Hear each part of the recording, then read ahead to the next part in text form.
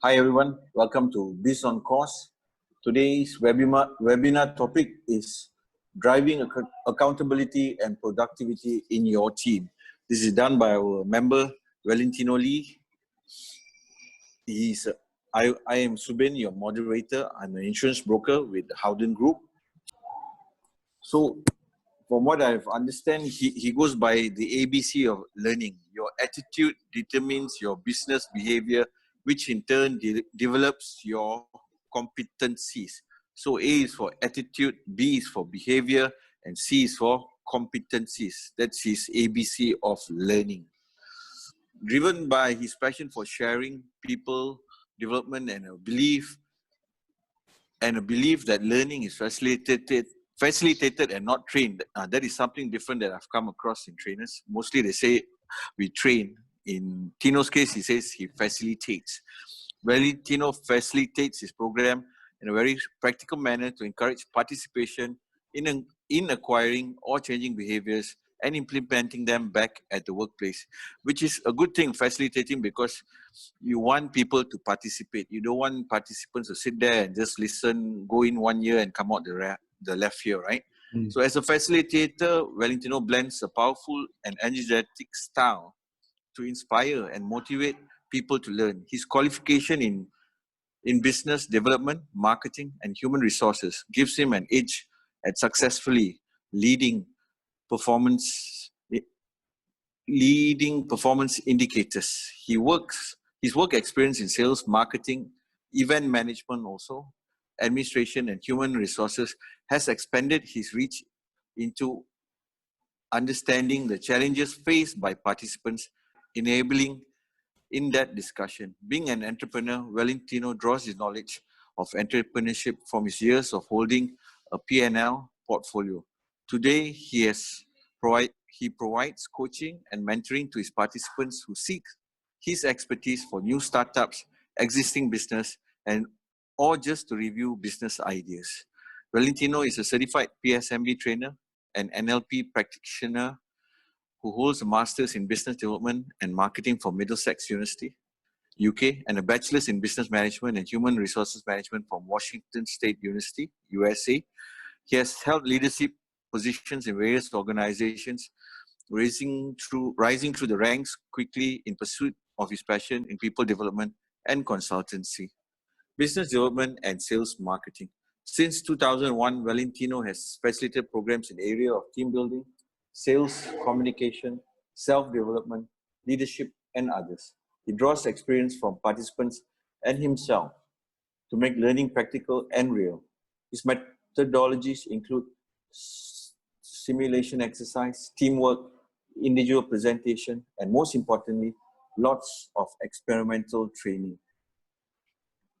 He has also been featured in BFM twice in Raise Your Game. He will send you his links later to BFM. Example of his profile, he has done training for the Star, Royal Selangor Pewter, Shell, Malaysia Airlines, UMW, DHL, Volvo, IGM Land, LBS, Sime Darby, Taylor's University, IOI Group, Malaysian Flour Mills, Maybank, AIA, even Bank Negara Malaysia, and ICAW, which is the Accounting Association of New Zealand, if I'm not wrong. The profile is endless, so I'll not read out everything. So back to you, Tino, and all the best and good luck. Okay, thank you very much. Good afternoon, gentlemen. Hope everybody's doing all right. Yeah, my ABC has always been something that I'm really passionate about, because our actions, our attitude actually, how we think, what we feel for the day or whatever actually translate to the behavior. So we're talking about driving accountability and performance in your team, right? I want to ask the first question, and you guys can just show a hand, right? For those who have your video off, you can just use the icon at the bottom. If you look at the reaction, you can either put your hands up or you can clap or whatever, right? So my first question to you guys is this. Do you take time to observe the behavior of your people? If you have a team of people, do you take time to actually observe the behaviors that they display in the office? How many of you take time, even 5 minutes in a day, to just observe the people in your office? So, all right, so the ones that I can see, right? Okay. Now, when you observe, do you know for a fact, just from your observation, whether your people are actually very enthusiastic, energetic, productive, or they're just lazy? Could you tell from your observation? Yeah, Daniel says yes. Henry, yes? You could? What about Tom? Yes? Well, I think I find sometimes the team is too comfortable. Comfortable, yeah. Yeah, which I think is a problem. Yes. Like But- being golfers, right? You cannot be forever playing 18 handicap. You gotta always up your game. You gotta always up your game. Yeah. So Yeah, what's the motivation? Yeah. Yeah. Go ahead. But being human, they always prefer to stay at their comfort zone. So Yes. only thing is we will only push those that have the potential to up. We can't be lighting fire on 100% of the employees anyway. Yes. Yeah. So yeah, only those that we think that has a potential, we will probably pay more attention to them and get them out from the comfort zone to take on larger responsibility and so on. Yeah. Well, you could Yeah. do that. And it's also the fact that a lot of us sometimes we forget to find out whether the person really wants to move on or to grow or even to climb, the corporate ladder, but we sort of force them. One of the issues that I find in a lot of organizations, I mean, I work with a lot of leaders from various industries, right? And one of the key things that always happens is this: when we have a good employee, the reward for this employee is more work. We tend to give them a lot more work, and we drown them in a sense. Without us realizing, we're also drowning them with work. And it actually stifles the performance of the person. So then you start to observe that it's from a very good performer, they start to deteriorate a little bit. And then they come to a place where they can be very plateaued. Sometimes, like you said, To says, we find an employee that comes to a level of complacency and they don't want to move up anymore. And the performance is consistent, but it's not moving up. Right? So they stay consistent. At times it's good, at times it's not so good, and we're trying to see how can we push them a little bit more, right? So that's the topic that we're going to talk about, because let me start sharing my screen. Yeah. Okay, good. All right. Yes, good. yes. So we're going to talk a little bit about this. Yeah. So let's just think about what is happening right now, especially with the pandemic that is happening, right? Nobody predicted this pandemic. We knew it was coming in China. We knew it started in China, but we didn't expect it to come all the way here, right? We thought it was just going to be contained in China, but without realizing it has affected the world, right? So it has affected a lot of our business. So what is happening? First and foremost, the new norm that is now happening in this current RMCO is causing a lot of havoc for companies. A lot of people are finding it difficult to get their staff up to par. Some of them are working from home. And then it becomes a little bit uneasy for a lot of leaders because I cannot see my people doing the work, right? I have to wait for them to come back to me and tell me how much they're doing or what is happening. If I don't chase them, they don't chase me, and then suddenly they disappear. So it's like you walk in and then you see, I have nobody in the office. So it's causing a lot of havoc for many companies, because it's causing a lot of what do you call that, a slowdown in terms of performance, right? And secondly, there is a lot of uncertainties, and employees themselves are actually riding the emotional roller coaster. So what I mean by that is that they are also worried whether your company is going to shut down, whether they're going to have work in the future. So they start looking for something else, okay? And you realize if you are active on Facebook and all this, and you certainly see a lot of people starting to sell their food, right? Selling their bakeries and they're trying to find revenue from outside rather than spending a little bit more time focusing on what they can do with their job to get the performance up. So our people are also going through a emotional roller coaster. Likewise with the leaders, they're also going through the same thing, right? So even bosses having uphill battle with managing their people performance, that is causing a lot of uncertainty for businesses, right? And of course, there's a lot of ambiguity in work, accountability, company directions, and a lot of times when you talk to employees and you ask them, so what's happening with the company now? Where are you guys moving towards? And many of them are not sure. They are not sure.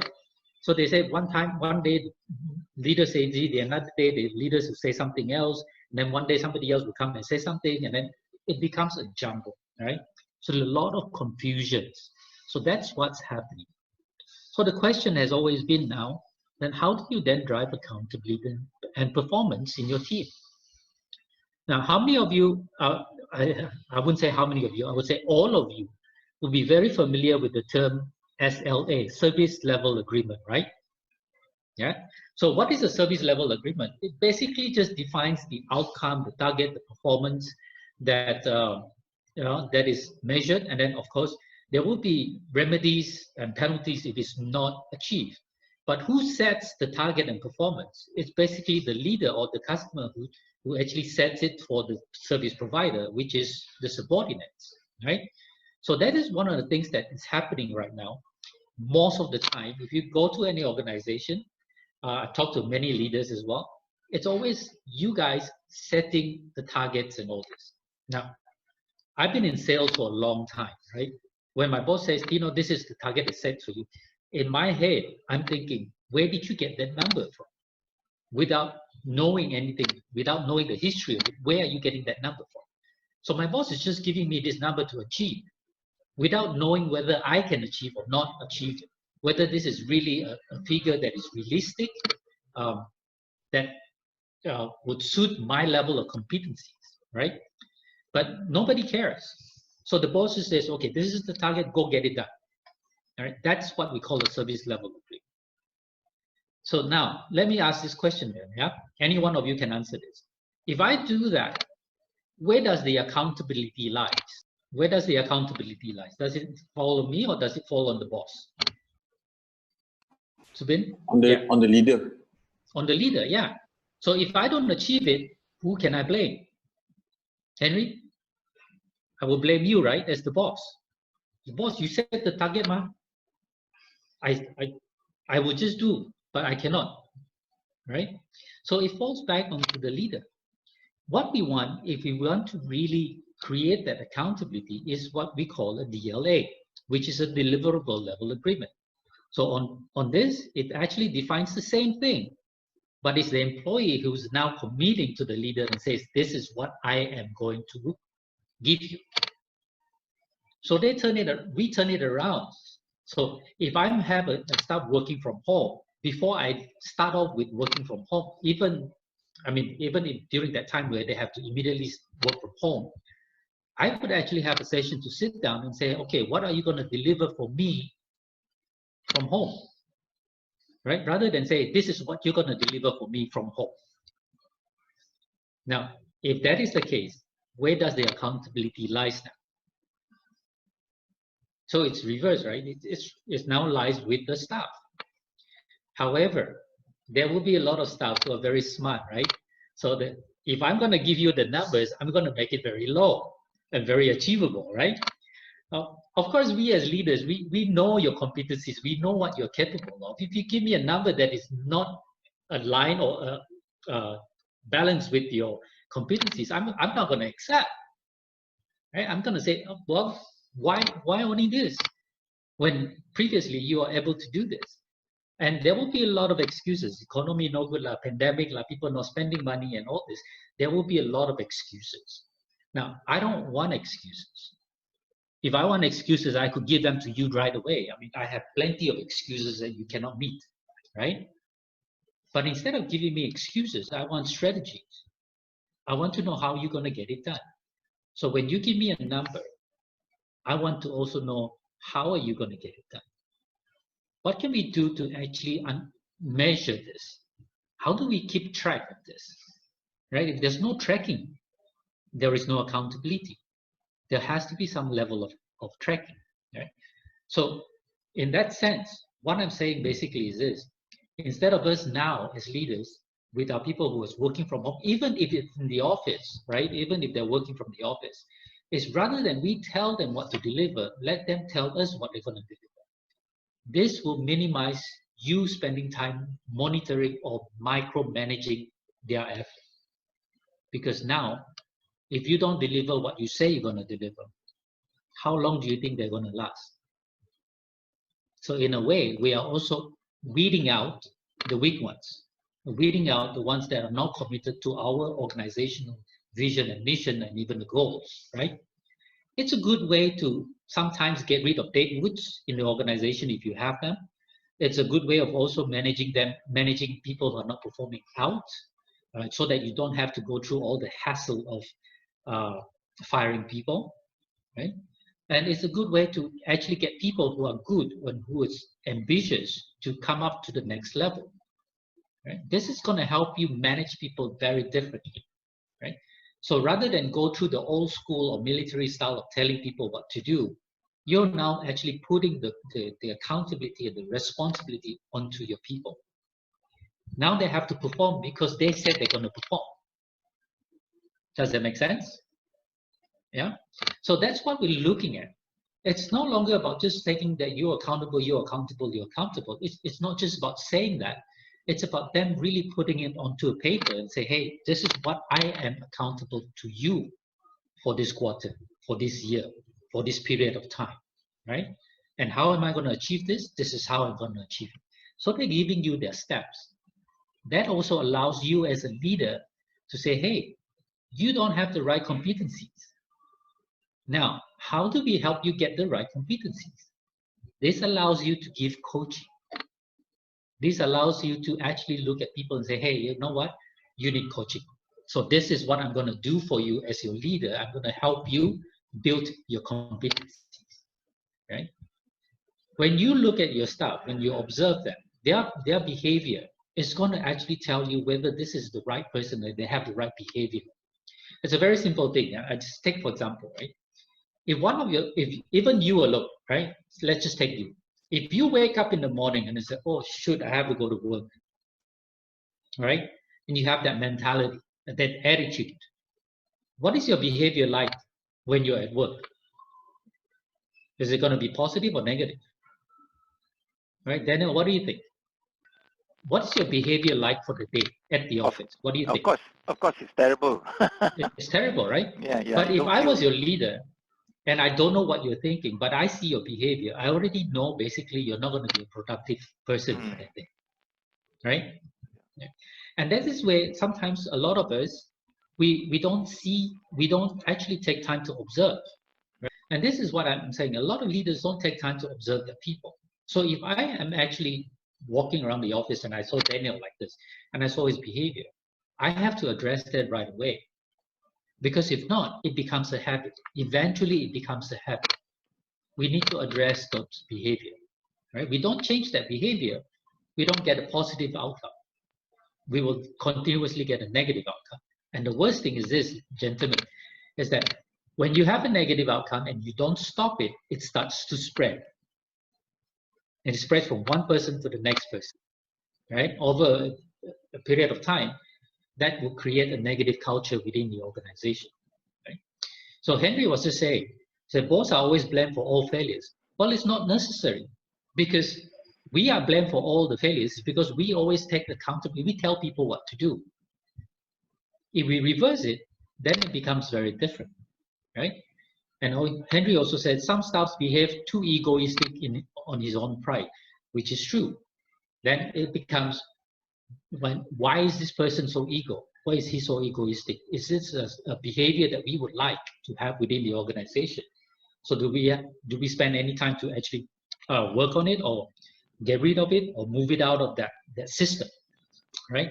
So in order for us to drive accountability and performance, one of the key things here in Edufy is now for leaders to consider is, don't tell people what to do. Get them to tell you what they want to deliver for you. So let them drive that. Let them drive the goals, right? Instead of you driving it, let them drive the goal. And that will actually start to come around.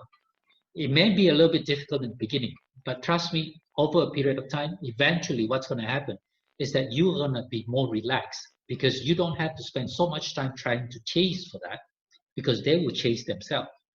That allows you as a business owner to spend more time bringing in new business, looking at new products, looking at other things that makes a lot more sense as an entrepreneur.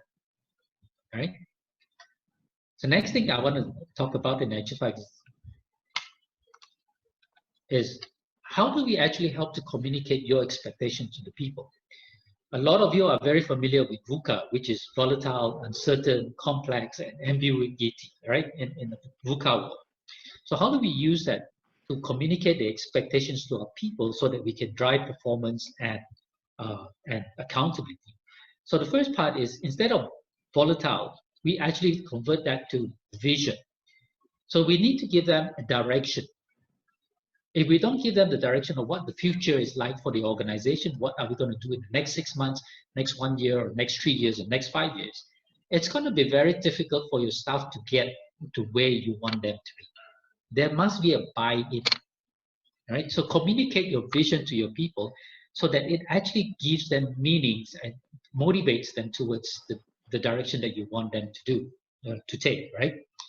And the other thing about it is, instead of uncertainty, we have to create understanding, which also means that we also now need to actually interconnect with our people. And the information we give have to be a lot more transparent. It's no longer need to know basis anymore. It's actually to be very clear and transparent and says, hey, you know what, you're not performing. Tell them directly. Don't say, oh, you're doing okay, you're not doing so bad. You know, it's no longer like that. We must create that understanding and tell them that, hey, you're not really doing well, right? Or even from that, look at the results and the behaviors that is at the workplace. And if it's negative, go straight and tell them that. Create an understanding that this is no longer acceptable. Without that, people are just going to do BAU, business as usual. They're not going to worry about anything. They're just going to do business as usual. Okay. Clarity is important, right? Build trust with your people. Okay. If it's, you know, one of the favorite pastime of any employees is boss watching. Boss watching. They watch you. They watch what you're doing. Right? If you haven't realized that, they're always watching you and looking what you're doing. Right? If you make a mistake, let's say, for example, if you want your people to come in early and you're always coming in late, don't expect them to change, because they say, you are late. Why can't I be late? Okay? So you got to learn to build that trust with your people. I'm not saying buying them lunch all the time or whatever, but to be able to build that trust where they can actually come to you and talk to you transparently. When you say you have an open door policy, be very clear what your open door policy means. Right? You may have an open door and nobody's walking in and talking to you because they're so damn afraid of you. Right? When your people are afraid of you, you have a problem. Right? Because they're going to sweep a lot of problems under the carpet, and eventually it becomes a mound. You're going to trip over it and you're going to fall. Right? You don't want that to happen. You want them to come to you with a lot of transparency, of course, coming to you with a problem, but also coming to you with the solutions. Right? Use that. And if you see any positive behavior within the organization, be very quick to praise that behavior so that everybody else can also see it, so that people can learn from it. This is what we call positive reinforcement, right? And the last part of it is what we call agility. Be flexible. Organizations, a lot of organizations are not flexible nowadays. Right? Even when they meet you know, in Malaysia, when they meet the pandemic, when the pandemic came in full force, a lot of companies went out of business because they were not flexible enough, right? Of course, there were other reasons, definitely, but one of it is actually flexibility. Take, for example, Nokia or Codex, right? Why this organization all become obsolete? Well, not really obsolete, but they fall back. They used to be the market leader and they fall all the way back, right? What happened to that? It's because they were not flexible enough, right? They refused to change. We need to change. The business that we're doing today has to change. Even myself, face-to-face training is no longer, it's not something that is everybody wants today. I know they still want it, but they can't have it. So we have to switch. If we're not flexible enough, then we have no job to do. So webinars, online learnings, and all this starts to become a norm for us. Right? So in terms of how we communicate our expectations, our leadership behavior and our strategy also has to change. So using the context of VUCA, which is volatile, uncertain, complex, and ambiguity. We change it to vision, creating understanding, having clarity, and also at the same time be agile so that we can be flexible with what is moving forward, right? With our people, right? Be very clear and be very transparent in your communication, especially when you have staff who are working from home. Even before this period, a lot of leaders, even including ourselves here, have already issues driving accountability and performance. What more to say with this current period that is happening, right? And that's why a lot of people are having issues. One of my good friend, who's also a golfer, he owns a fish farm in Kenya, right? And he's been telling me I have having issues with my people because I cannot be there to watch over them. So his people have been stealing his fish, stealing his money, stealing his feeds, and stealing his things, right? So the last conversation I had with him is that he has to go there and he has to fire everybody and get a bunch of new people in. Right? So that's what's happening with him, right? I will talk to him the next round when I have a better update that I can share with you. So the last thing that I want to talk to you guys in terms of creating or driving accountability and performance is you got to learn to create that culture that you want. Now, people development should be part and parcel of an organizational culture. I'm not trying to make more business for myself, but this is a simple fact because many organizations, they take their people as a liability, not as an asset. Right? Your people are assets. They are the ones who drive your business.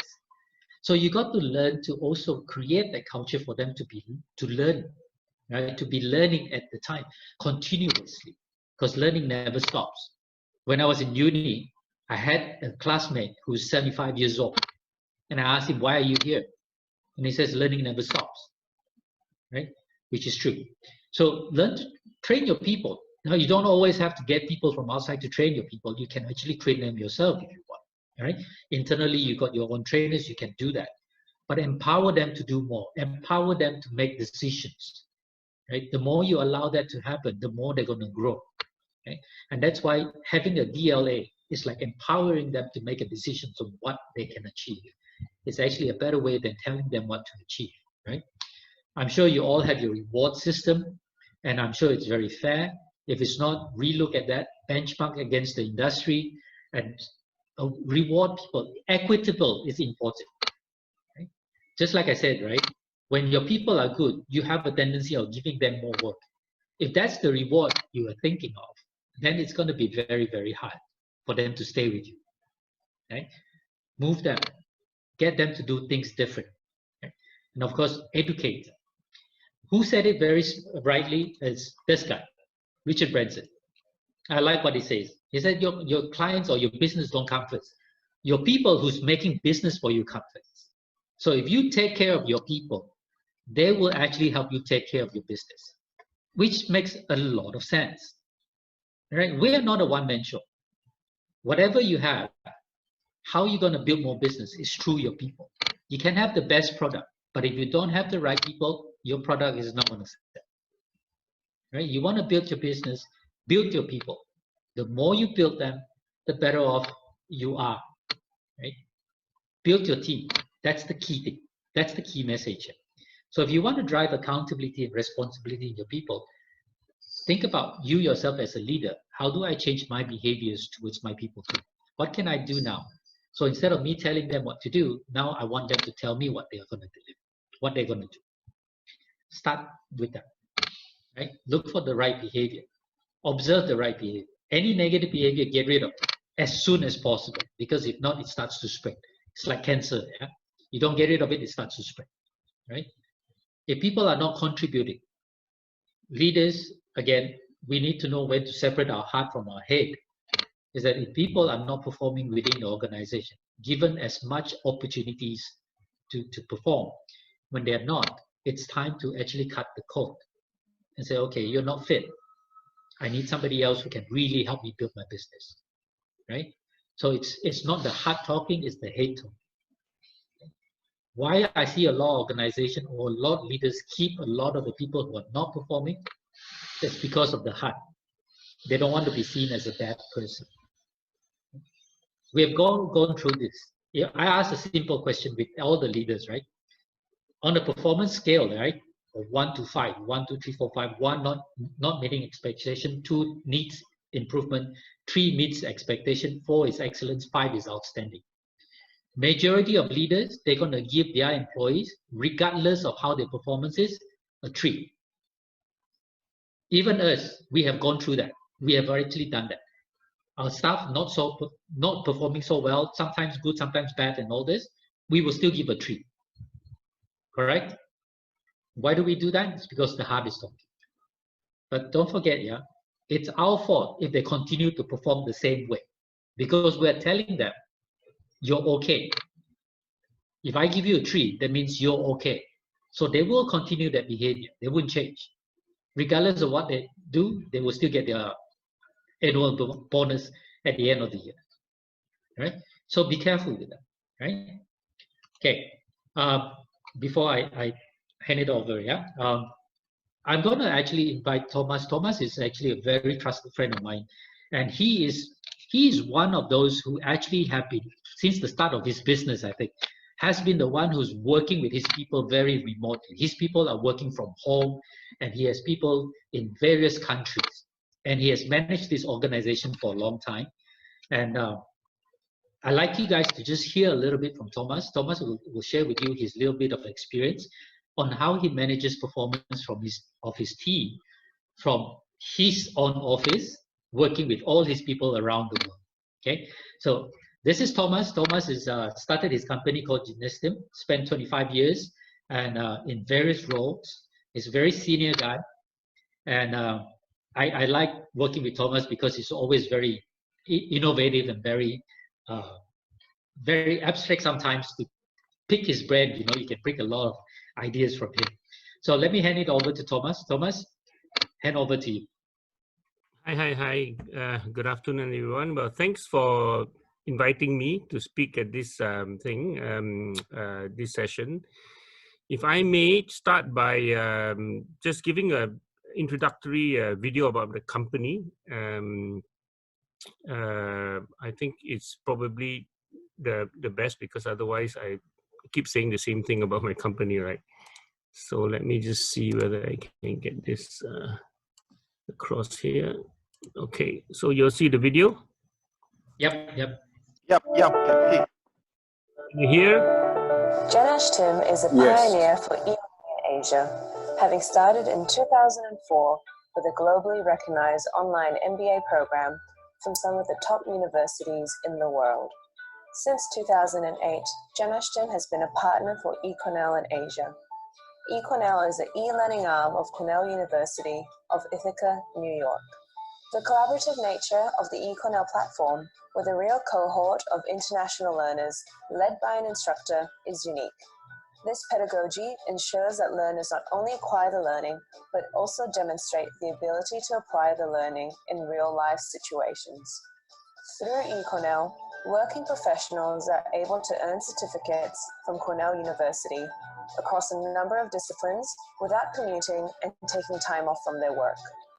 Through more than 10 years' involvement in global state-of-the-art e-learning platforms, Tim has also developed the capability to set up, run, and manage learning management systems. Tim is helping reputable multinational companies and government institutions with migrating their learning onto LMS platforms and managing it for them. Since 2008, Tim has also launched face-to-face, one-on-one language coaching services for English and Mandarin Chinese. Language coaches from more than 10 countries are helping learners from academic institutions and multinational companies communicate more confidently and effectively. These services are augmented with products from Cambridge University Press, ETS, and LanguageNut. In recent years, Tim has expanded its capability to include remote IT support, database management, web development, and employee engagement surveys for clients across the globe. As a responsible corporate citizen, Tim has, since being certified as a B Corp, been named Best for the World for consecutive years. And we thank the international organizations who have given us recognition for our social impact. Okay, thank you. Okay, so we have done the 2-minute, 21-second video. I always like to tell people exactly how long it is so that they can manage expectations. So as Tino mentioned to you just now, our company has been around for more than 12 years. And as it appears now, we have always been COVID-19 ready. We have about 100 people on our payroll. They are scattered in more than 10 countries across 5 continents. I just now I plugged in all these countries, right? So starting with the most people we have is Philippines, then Malaysia, Indonesia, MK is Macedonia, Singapore, D is Venezuela, China, Vietnam, Ghana, Jamaica, Zimbabwe, Afghanistan. And all of them are working remotely. We don't have any office anywhere in the world. Zero physical presence. Inclusive employment, we're totally gender balanced, even at the management level. Total staff, 60% of our total staff are in Malaysia, we call them OKUs, right? People with disabilities. And 25% are refugees, and these are the Middle Eastern refugees who are stuck in Indonesia. 10% are seniors like myself, and then a number of LGBTQ, so gay and all that. And at the MENCOM level, we are 8 people, and 2/3 we are 9 people. 2/3 are people with disabilities, one third are LGBTQ, and 1 is HIV positive even. And we hired him as a HIV positive person. He's actually our HR director. We have multinational awards for impact and innovation from, you saw in the video, from various organizations. So next to, I like to use mind maps. So this was prepared to talk to people about what it means managing teams remotely, right? And there's a lot of stuff going on. There are 3 things. I mean, mostly people talk about technology when they talk about remote work, right? So Zoom is like the solution for remote work, but actually Zoom is actually a very, very small aspect of the whole thing, right? Even in technology, there are lots of stuff, but there are other 2 things which are equally important or even more important. That's culture and that's processes. So we don't have time to go through everything. And since this topic is about accountability and all that, I'll try to touch on those areas which have to do with the topic that you're talking about today. On the technology side, if I can just zoom into, Time Doctor is a tool that we use. We have used various different tools. Time Doctor very useful because people clock hours they spend on different activities. And we use this mostly because we need to cost for projects. We kind of calculate how much time we spend on projects, because in case we need to code for new projects, we kind of have some reference, right? And also for costing, and sometimes our clients, we bill our clients on hours spent. So most of our staff are using this Time Doctor. And in that sense, it does actually help us. The software is very powerful. We can then see how many hours everybody works and all that. Time Doctor also has a surveillance tool. It does random screenshots, but we don't turn it on. We tell our employees that we don't turn it on, but if you give us reason to, we'll turn it on, and when we turn it on, they don't know, And we have had occasions in the past where we actually did turn it on for specific people who we felt their productivity is really horrible. And of course, catch them doing all sorts of funny things instead of working, right? So that's technology. So today, there are a lot of tools out there. I mean, you can just Google on the internet. You can come across many, many different solutions. We have a lot of collaborative tools that we use. But as of late, in the last few months, we are kind of moving towards Microsoft Teams. We find it very, very useful. I don't know how many of you use it, but it's actually quite a good comprehensive tool. Because everything that first of all, we use Microsoft Teams. Our internal emails actually drop dramatically. So you communicate mostly on Teams, on channels, and all that. And all your communication is kept in one place, and it's easy to look for stuff, and also everything is recorded, everything is documented. Moving across onto the left side, I just have to be conscious about time. I have 10 minutes, right? Culture side, I mean, over communicate. We communicate with our people all the time. I talk to my staff all the time. I do a lot of video, say something on video and then it's broadcast. And today is so easy to do that. And then of course, using Zoom or using Microsoft Teams, video calls today are really so simple. Just a click of a button and things, will happen, right? And because our leaders, supervisors in the company don't really see people sitting at their desks, right? So the tendency is that everybody is focused on output and results. And there's a kind of almost a gravity that pulls in that direction.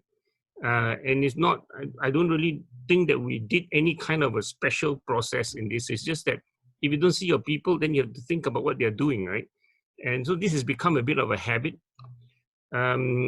A daily check-in, we find, is a very, very useful thing to do. So all our team leaders, so basically team leaders will have about 5 people under them.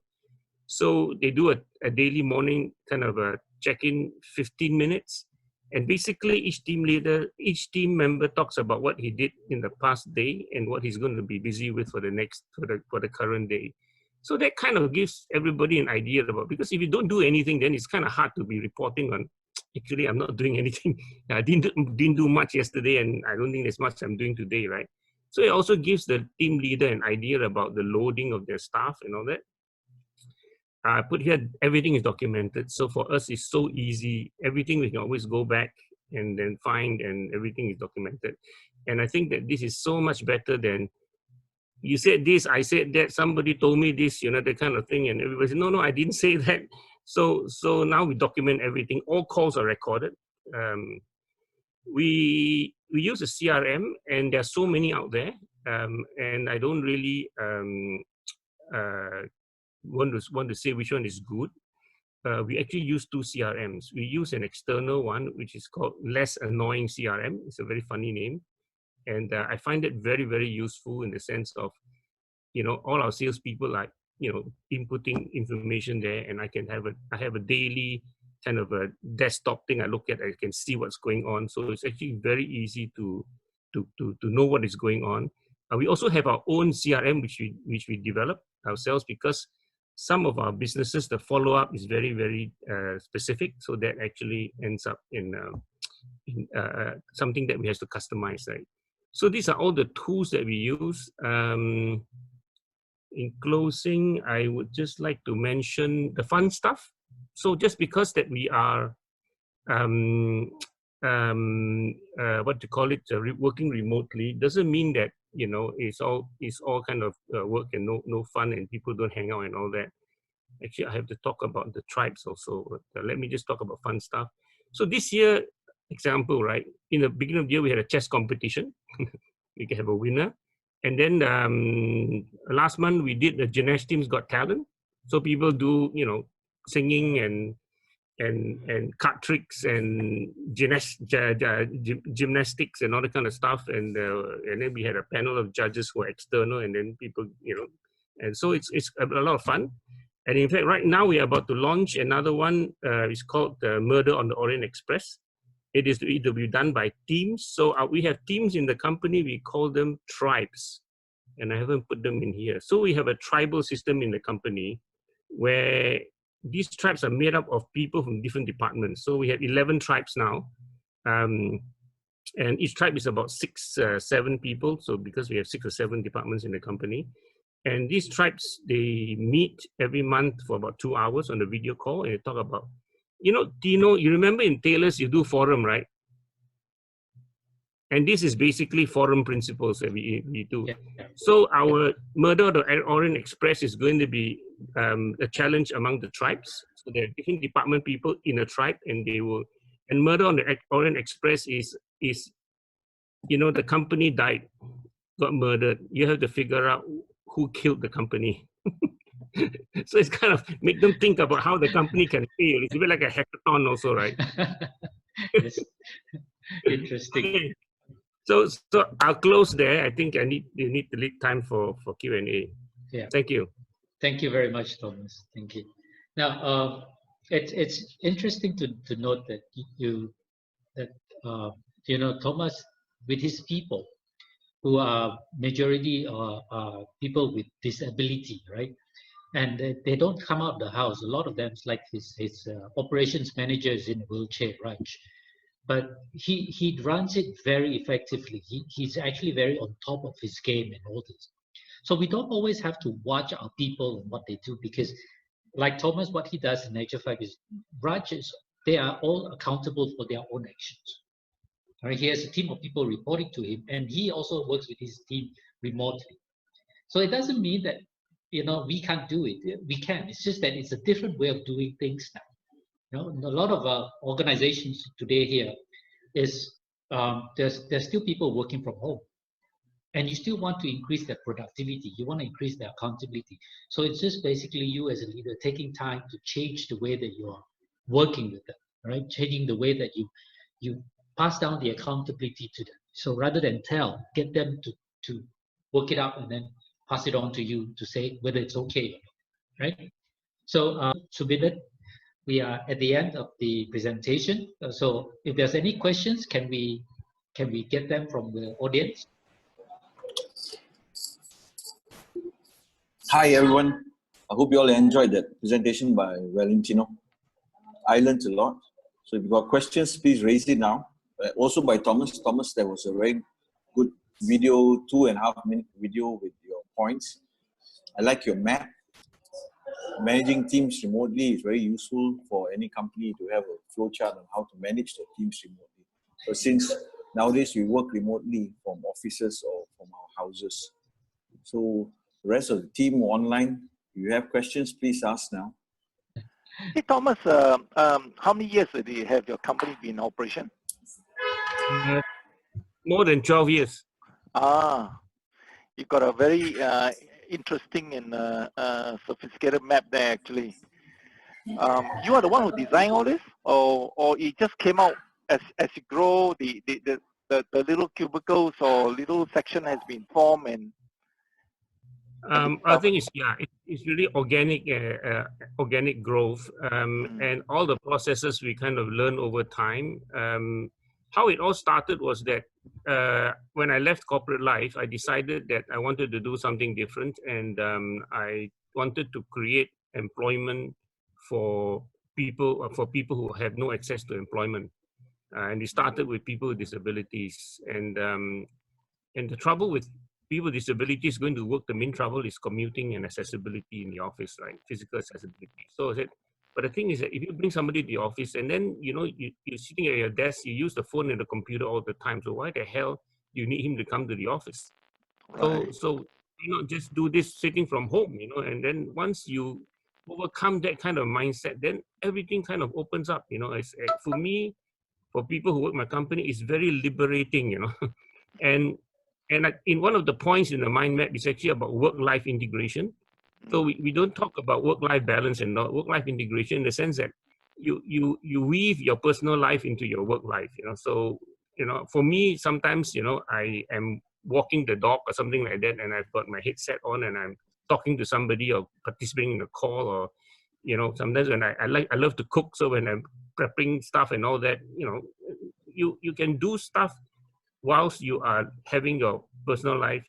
You can decide to take breaks during the day, as long as we don't even monitor people how much time they take off. As long as you put in an honest day's work, that's what we ask of you, right? And very often, like when people have kids, I mean, during the day they might have to take breaks out, prepare the kids for school, or the kids come back from school, or prepare lunch, or the husband, I don't know. And then sometimes in the evening, after they put the kids to bed, then they have time. Rather than sit and watch TV, they continue their work because they took some time off during the day. So we don't even actually measure, how much time you took off, how much time you put back in.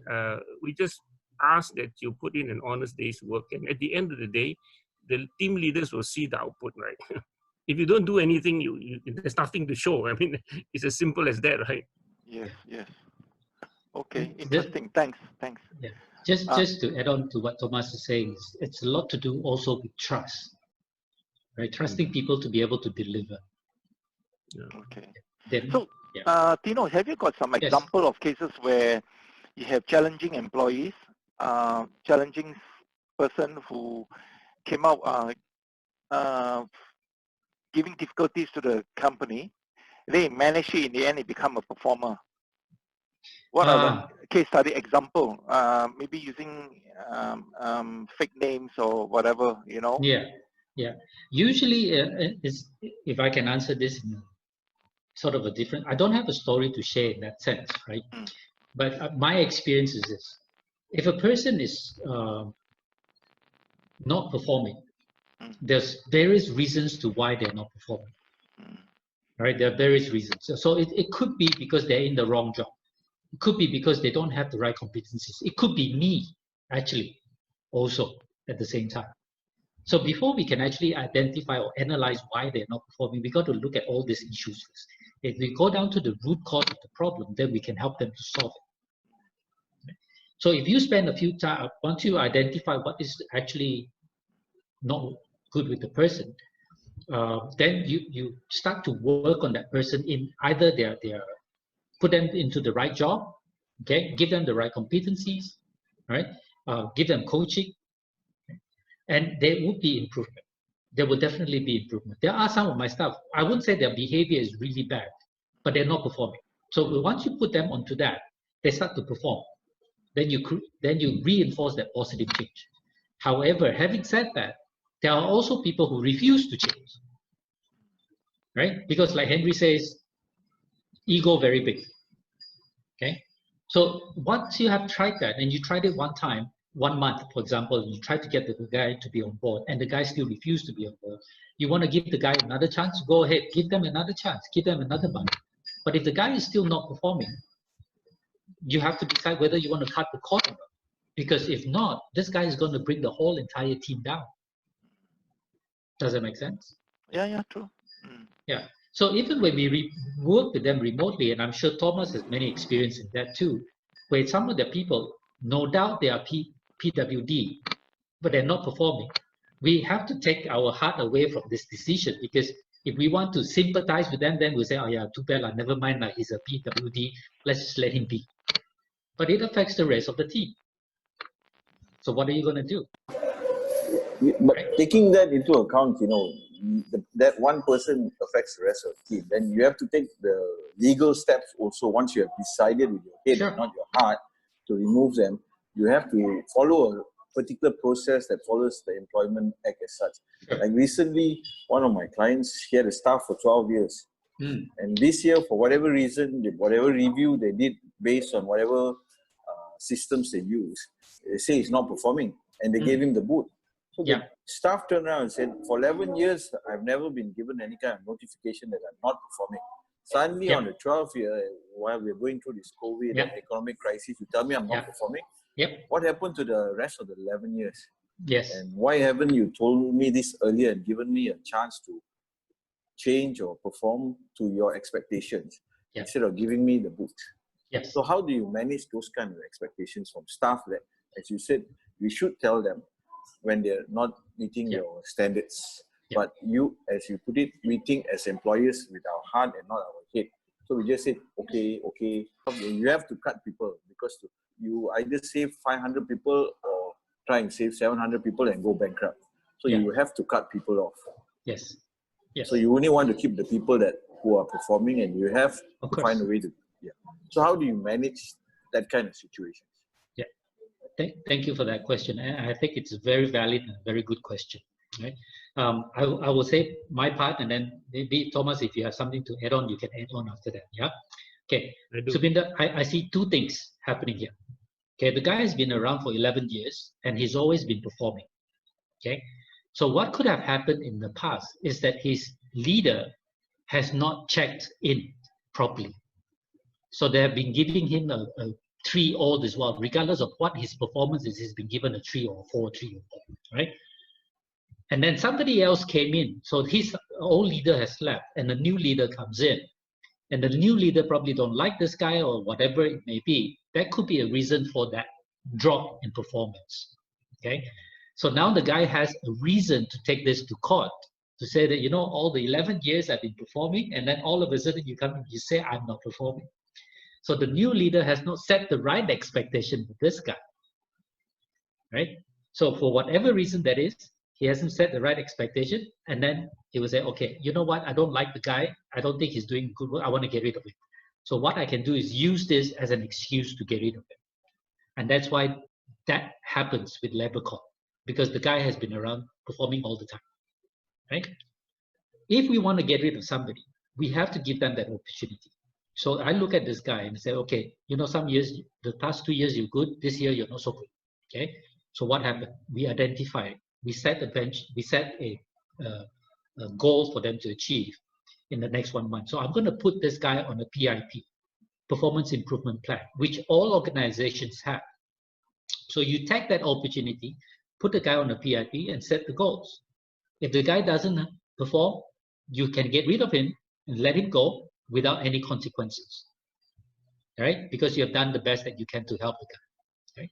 The other thing that I normally do, I don't like putting people on PIP because I don't think that, for me, it's not something that is nice, nor does it work sometimes, right? So I like to actually sit down with the guy and manage him out. So I will have conversations where I will sit and ask him a lot more questions for him to think and realize that this is not the place for it. So within a week or two, or even within a month, he will actually tender his resignation. If he doesn't, then I will put him on a PIP and I set the goals very clearly that you have to achieve by this timeline. If they don't, I have every legal right to say, you know what, I'm sorry, I have to let you go. Okay? So in your case, I think what happened was the performance appraisal was not done properly or truthfully. And then somebody else came in and took over and wanted to move the person out. That's correct. Most of the time, most companies don't do the performance review as per the set targets and set protocols. Yes, and there's not enough feedback because when somebody is not performing, you cannot wait till the end of the year to tell them you're not performing. You got to tell them early so that they can start to improve. It's not fair to tell them at the end of the year that you're not performing. It's just not fair to the employee, right? So constant feedback is required, which a lot of leaders don't do because we always say we don't have time. Does that answer your question, Subinder? Yes, Augustine. Yeah. Okay. Thomas, you have anything to add? Yeah, I think that,